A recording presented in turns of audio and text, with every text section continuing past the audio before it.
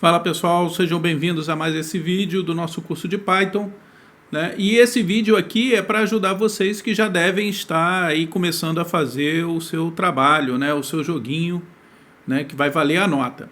Pois bem, pessoal, para vocês desenvolverem esse jogo, vocês devem ter algum conhecimento extra que eu vou passar aqui nesse vídeo.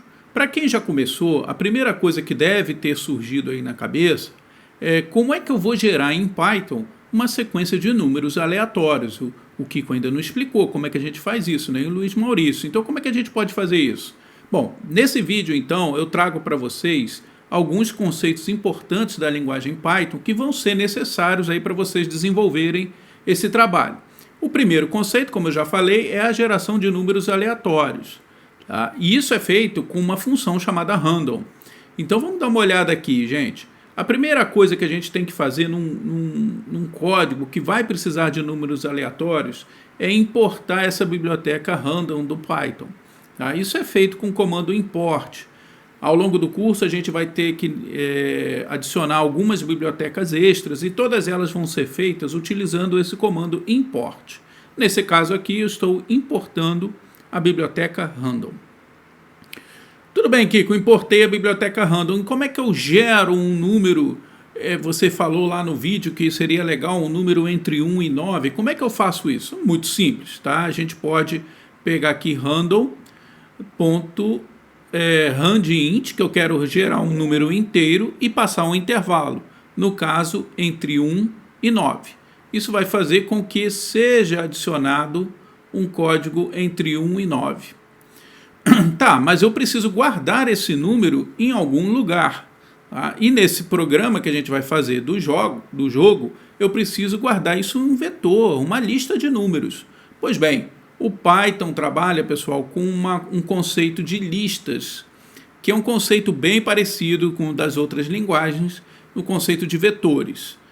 Com a diferença que aqui essa lista é mais dinâmica, a gente pode guardar caracteres, pode guardar números, tá? E isso sem precisar tipar, como a gente já explicou em vídeos anteriores. Então, olha lá, pessoal, eu estou criando aqui um pequeno vetor, uma lista, que vai guardar a sequência de números que eu quero gerar, né? Lá no jogo, vocês vão precisar gerar uma sequência de números também.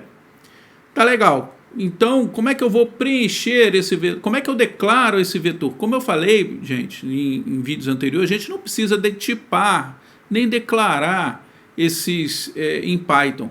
Mas se eu quiser avisar que vetor é uma lista, a gente simplesmente atribui essa lista. No caso, eu estou atribuindo uma lista vazia. Eu estou virando aqui para vetor e falar, ó, vetor recebe uma lista vazia. Tá? Ele vai entender que vetor, né, essa variável vetor, ela é uma lista de valores que, por enquanto, se a gente pode olhar entre esses colchetes aqui, por enquanto está vazia, tá? Então essa lista não tem nada. Beleza, é só isso, Kiko, para declarar uma lista de vetores? É só isso, tá? Então declarar um vetor, uma lista, é simplesmente colocar aqui igual aos colchetes vazios aqui, ou passar algum valor. Se você já quiser passar valores para essa lista, você também pode, tá? Ele já vai guardar esses dois valores, por exemplo. Isso tudo de forma dinâmica, ele já vai entender que isso é um inteiro, tá? Tá legal, mas por enquanto nós vamos querer essa lista vazia. E no nosso jogo a gente vai querer essa lista por enquanto vazia. Tá legal. Uma vez que eu declarei a lista, o que eu vou fazer? Eu preciso colocar números nela, e esses números vão ser aleatórios, com esse random que você mencionou aí. Beleza, então olha só, uma forma da gente preencher o vetor é colocar ele num laço repetindo. É lógico que no jogo a gente não sabe quantos números vão aparecer nessa lista, afinal de contas vai depender do acerto do usuário. Mas aqui eu vou dar um exemplo de como preencher essa lista com uma determinada quantidade de números. Então veja bem, vamos supor que eu queira colocar 10 números. Eu posso usar o while para fazer essa tarefa, que a gente já conhece, o while, né, do nosso curso. E eu quero preencher 10 números aqui. Então vamos fazer o seguinte, o while por enquanto não tem valor nenhum, não tem número.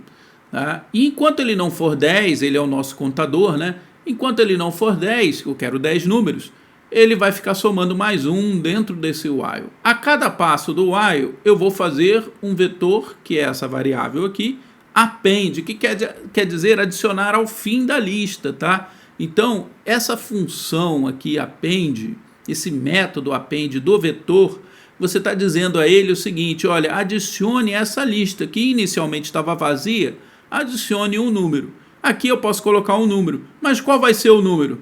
Exatamente o random, pessoal, que a gente gostaria, né? Então aqui, ó, estou adicionando ao final do vetor um valor aleatório entre 1 e 9. Beleza. E aí eu aumento 1 nesse contador para que esse while aconteça apenas 10 vezes, tá?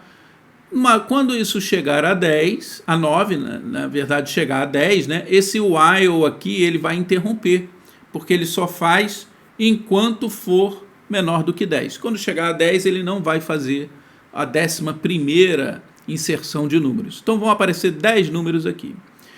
Tudo bem, Kiko, mas como é que eu acesso esses valores? Bom, eu vou mostrar duas formas aqui, uma utilizando o for, que é um comando novo, né, que eu ainda vou apresentar em mais detalhes, mas só para a gente poder entender aqui no nosso trabalho.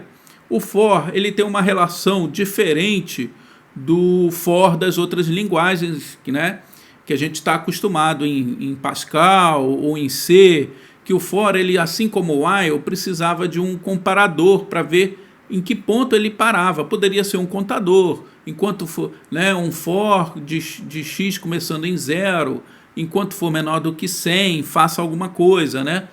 Nesse caso, o for, ele trabalha intimamente com a lista de vetores. Então, olha só, o for, como se trata de uma linguagem script, ele já conhece o vetor.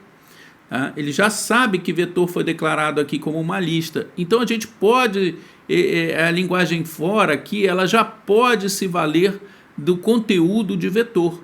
Então olha só, for valor em vetor. O que quer dizer isso? Que valor, essa variável valor aqui, que está sendo criada aqui dentro do for, ela vai assumir os valores que estão gravados dentro do vetor, passo a passo. Então se esse vetor tem 10 números, esse for vai acontecer 10 vezes.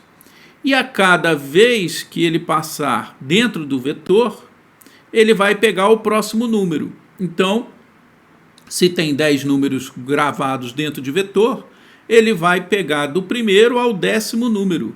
E qual vai ser o comando que a gente vai fazer dentro desse for? A gente vai imprimir o valor. Então ele vai pegar o primeiro valor, depois o segundo valor e assim por diante até acabar a lista. Ok? Então é uma forma simples da gente ter acesso ao conteúdo do vetor. E, Kiko, mas eu não quero acessar, eu quero acessar um determinado, eu não quero pegar o primeiro ao último, eu quero pegar o 5º número, como é que eu faço? Bom, você pode acessar o 5º valor da lista simplesmente indexando esse colchete. Por exemplo, se eu quero o valor 5, eu posso botar vetor na posição 5. Tá? Então você vai acessar o 5º vetor.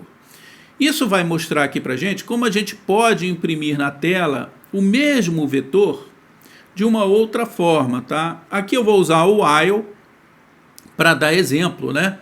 O mesmo while que a gente utilizou aqui. São 10 números, então enquanto o x for menor do que 10, olha lá, zerei de novo o x, né? Enquanto o x for menor do que 10, eu vou imprimir o valor de x na posição 0, de vetor na posição 0, depois de vetor na posição 1, porque a cada passo o x vai ganhando um valor, tá certo? Então são as duas formas simples aí que a gente tem de acessar o vetor.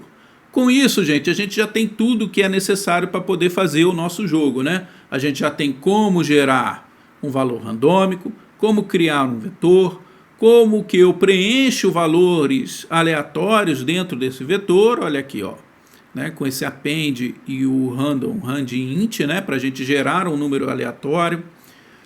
Também consigo ter duas formas aqui tranquilas de ter acesso ao conteúdo desses valores que foram gerados, tá bom? Então vamos usar essas peças aí do quebra-cabeça, aí, essas pecinhas que eu passei para vocês de comando, né, e vamos tentar resolver lá o nosso joguinho, que agora a gente já tem todas as ferramentas necessárias para a gente poder gerar um código aí em Python para resolver esse nosso jogo. Tá legal? Vamos ver isso funcionando aqui. Olha lá. Então reparem, Ele gerou 10 números, guardou dentro do vetor e imprimiu 2 vezes. Tá? Da primeira vez usando o for, como está aqui, e da segunda vez já usando o while, né, para imprimir os mesmos 10 números do vetor. Simples, né, galera? Então vamos lá, vamos fazer o nosso joguinho, vamos ver aí o resultado, que é bastante divertido programar em Python. Um forte abraço aí para todos.